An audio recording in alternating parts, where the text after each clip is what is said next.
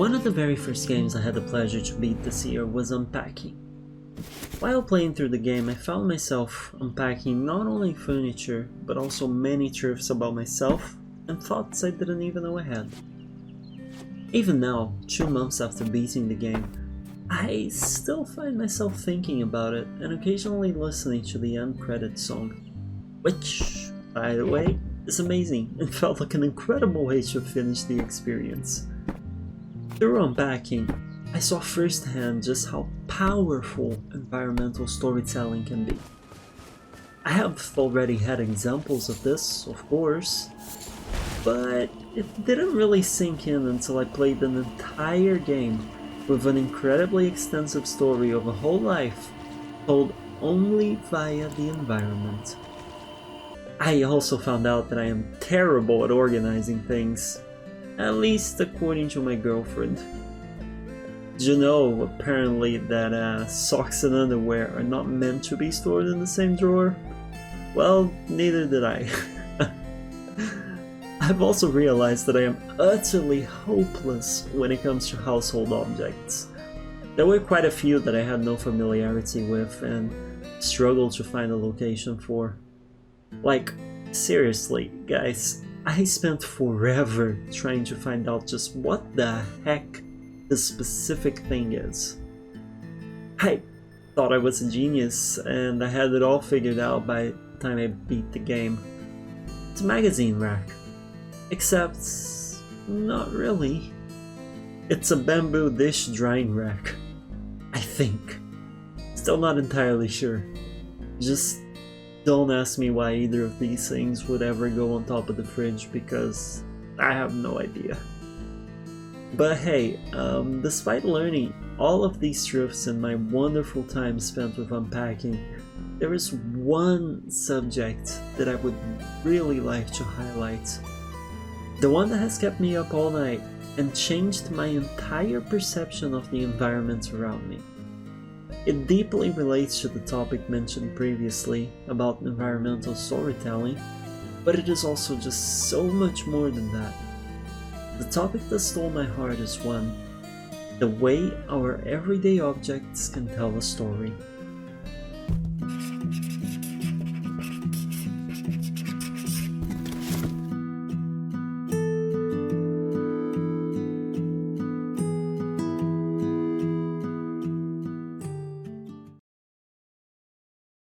Quick warning, this will contain some slight spoilers of parts of the story. Very few, but spoilers nonetheless. Now, with that out of the way, let me begin this essay by telling you a story. Back when I was around 15 or 16 years old, which was, scarily enough, around 10 years ago, a high school friend of mine went to Disney. On her way back, she brought a few souvenirs for her closest friends, myself included. My gift was a golden snitch. You know, the thing that was almost swallowed by Harry Potter himself during that one scene in one of the earlier movies. He's got the snitch! Harry Potter receives 150 points for catching the snitch! If you're not familiar with Harry Potter, these snitches are not the kind that get stitches, no. These are little flying balls that pretty much win your team the game if you catch it during Quidditch, which is a sport played with flying brooms. This golden snitch was the most beautiful thing ever, and I almost cried when I received the gift. Not just because I liked the franchise it comes from, but rather because of the gesture. This lady had remembered me and my tastes and took time out of her day on an international trip just to get me a gift. It was an incredibly humbling feeling, and one that to this day still pops up whenever I receive a gift. Back then, the golden sphere she gave me could even move its little wings at the press of a button. Nowadays, all functionality has been lost, but it is a gift that, like all my other gifts, I will never throw away and always cherish. But even though this is very valuable to me, Unpacking has made me realize that this is an even more precious gift than I remembered.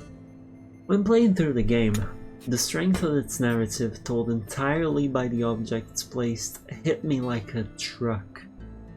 I could gauge the main character's interests and changes by the things they got rid of between moves or added to their collection.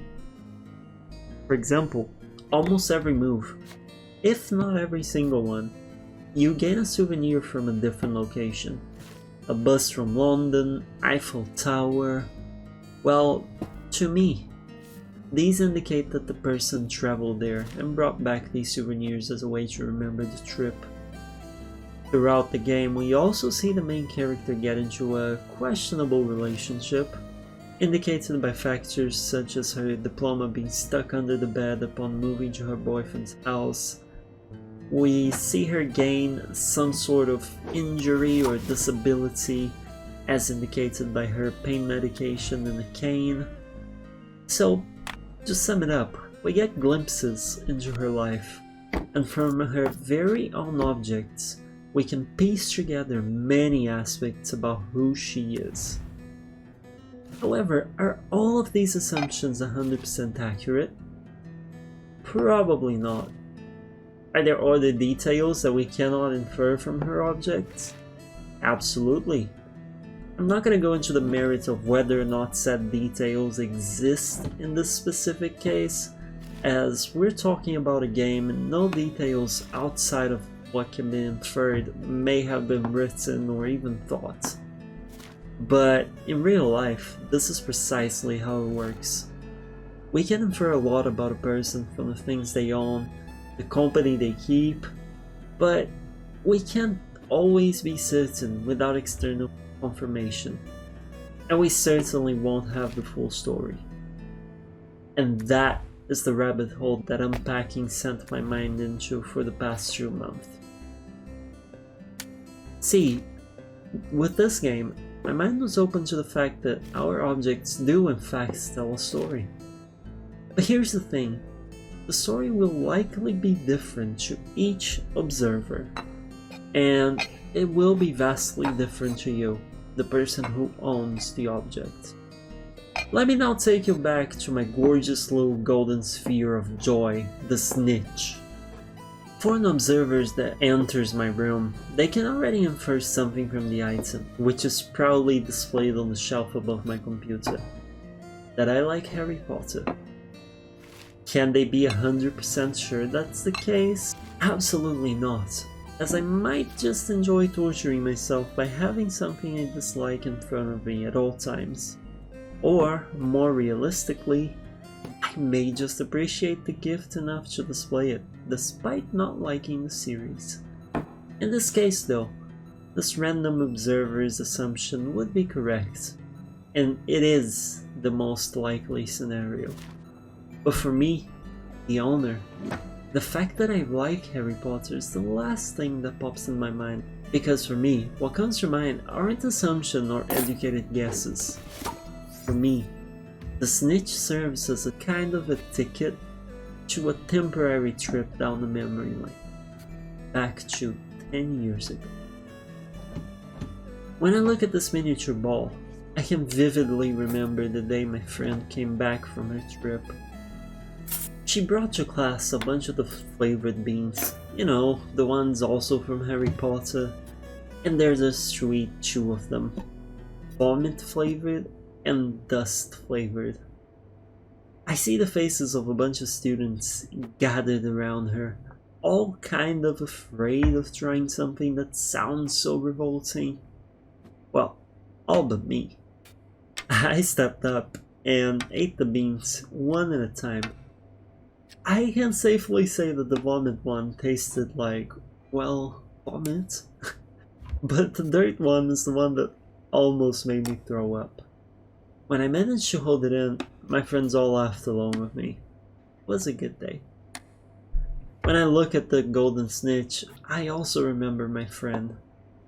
I've since lost contact with her, fortunately, but her kindness, generosity, and friendship will never be forgotten.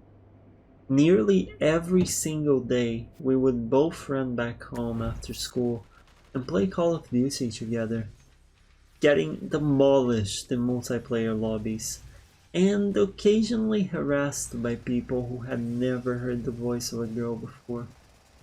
But we had a lot of fun. These are precious memories that will never be known to anyone looking at the Golden Snitch without prior knowledge. And the magic thing? Well, this can happen with nearly every object. A pen, for example, instantly brings me back to, little elementary school disputes with a friend, where we would just draw lines on each other's arms. Or my medications, which remind me of doctor consultations that just stuck with me. The list goes on. Are all of the stories our objects tell us good? Not really, no. Some things might just be too painful to look at, as indicated in Unpacking by the main character hiding her ex-boyfriend's picture inside a little cupboard. And despite these memories and stories still being a part of us, it's okay to want to forget. I have a few of those myself, and I'm willing to bet that some of the things the main character got rid of over the years also carried some of her angst. At the end of the day, Unpacking really changed the way I perceived the objects around me. I started to understand not only the things I own, but every object as having more meaning than its face value might show. Looking back, it seems rather obvious, doesn't it? After all, how many stories have you all heard or seen in movies, books, series, other forms of media, where someone loses something important to them and wants it back? Well, I've heard plenty, but for some reason, it took this game, Unpacking, to really make this fact sink in for me. And it really changed the way I see and understand the things I own and come across. Nowadays, I often catch myself looking at random objects and places I visit and thinking, I wonder what story this object has to tell. How did this random battered Pokemon card come to rest at the sidewalk? Why is there an arrow carved on the side of the number 8 on the elevator keypad? All of these are real questions that I've had, and chances are I'll never really know the answer. But it's a fun thought to entertain. Maybe with you guys, I'll get an answer, so I'll leave the question. What stories do your objects tell? Well, I hope this video has given some new insight for all of you to think about. Like I said, these are rather obvious topics, but if you're anything like me, you'll still find it interesting to properly stop and think about the meaning you extract from your everyday interactions. In this case, with objects. Thank you so much for listening, and if you haven't played Unpacking, do yourself a favor, play it. Extremely chill game, really unique, and really good. I hope to see you on the next one. I open up my heart, this is now a home for two.